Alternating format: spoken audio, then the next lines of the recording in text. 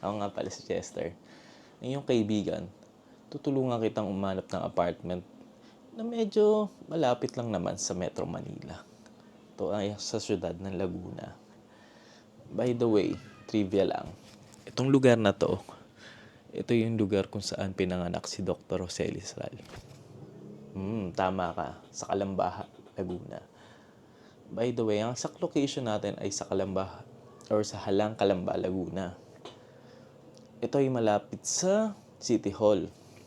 Siguro mga 5 minutes lang, nandoon ka na sa City Hall. Malapit din sa hospital. May AMC, may Pamana Hospital, may CMC. Gusto mong magpa-doktor sa Manila, may access road tayo papuntang SLEX. May mga malapit ding public hospital like JP Rizal. Meron din kung gusto mo sa Batangas, sikat din yon sa mga operations na libre.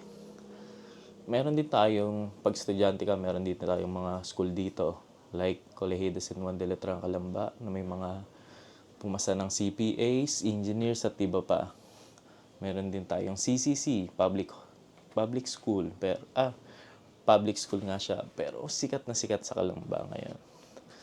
Meron din tayong sa high school, Calamba Science High School.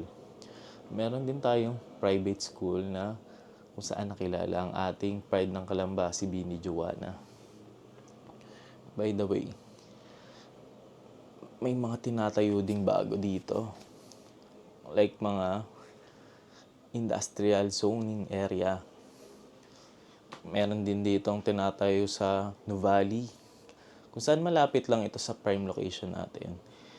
Mga 13-15 minutes lang siguro pag walang traffic. Tara, samahan niyo ako upang bimahe na papuntang Halang Calamba, Laguna sa may Remedios lang ito. Tara! As you can see, makikita niyo yung hospital. Sa may left side na may subdivision, doon tayo liliko.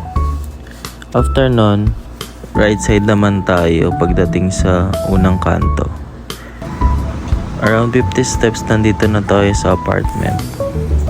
This is a 3-story apartment na may 57 square floor area.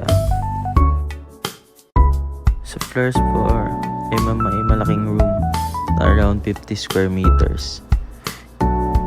Yung laki, pwede siyang gawing commercial office or pwede din naman gawing residential room.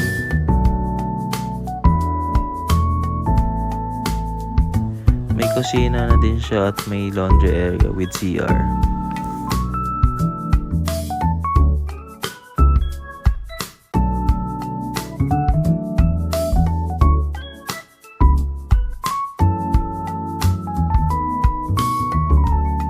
Pag-akyat natin sa second floor and third floor, mostly may mga studio areas na lang to.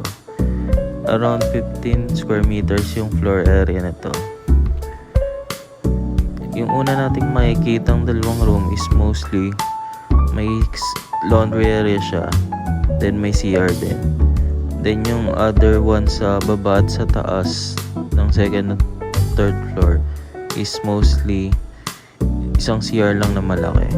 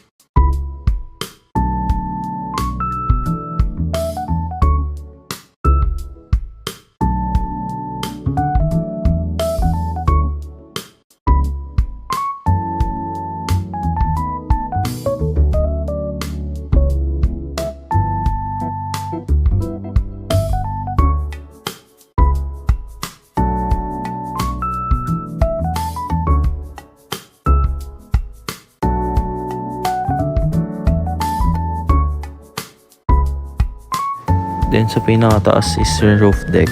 Doon natin makikita yung view ng place.